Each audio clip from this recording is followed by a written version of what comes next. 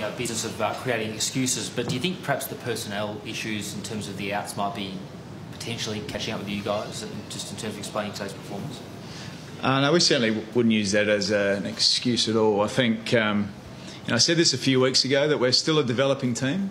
And when I mean developing, I mean we're still a team that's creating the behaviours, both team-wise but also individually, to make us a consistent team.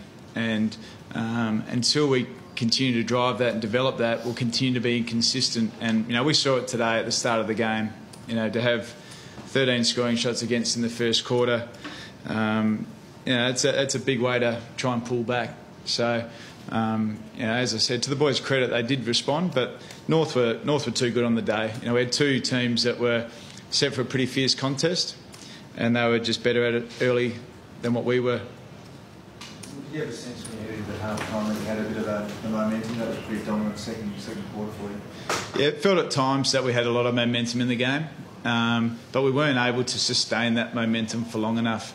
And I thought defensively we struggled a bit today, which put us under a lot of pressure. And that's probably something that we've got to continue to work on and improve on. It's an area of our game that we've got to continue to strengthen up. You go into half-time on a bit of a roll, and then at the start of the third quarter, it's really obvious that they just hit you with everything. What do you think went wrong there? Was there anything structural, or was it a question of effort? What were your thoughts there? It certainly wasn't anything structurally. I think it sort of resembled a bit of the first quarter as well. We weren't able to get the game on our terms at the start of the game, and we certainly weren't able to do it at the start of the third quarter. And we're trying to develop a brand that's pretty consistent, and it starts around the footy. And we weren't able to do that in important moments in the game, and that meant we're coming from behind for a lot of the day. Most coaches like their players playing on the edge.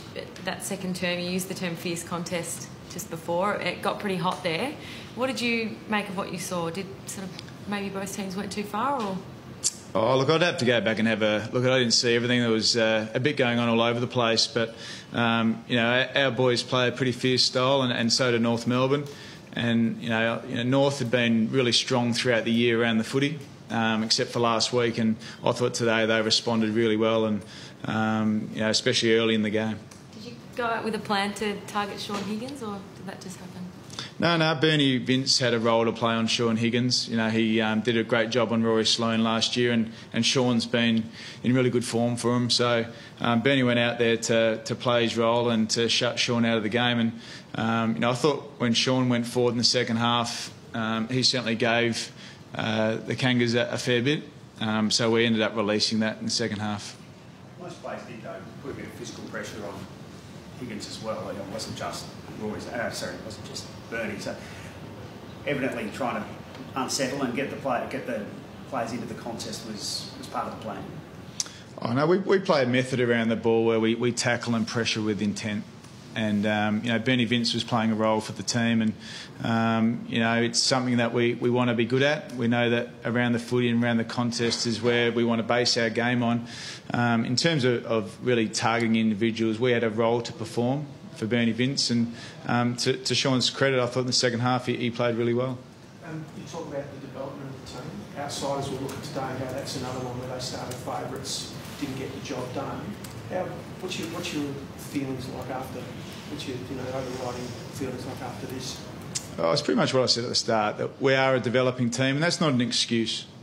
And I don't want to be sitting here and using that as an excuse, but we're still creating the right behaviours both for a team to play out the way that we want to play, and also individually within that system to be able to play your role and have your fundamentals stand up under immense pressure. And until we get to that level, we'll be inconsistent.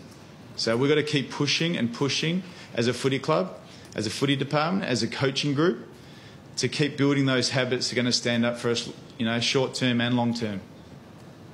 Late in the third term, and I think certainly early in the last quarter, when you're really pressing, there's a bit of inaccuracy in front of goal. Proved pretty costly in the end for you.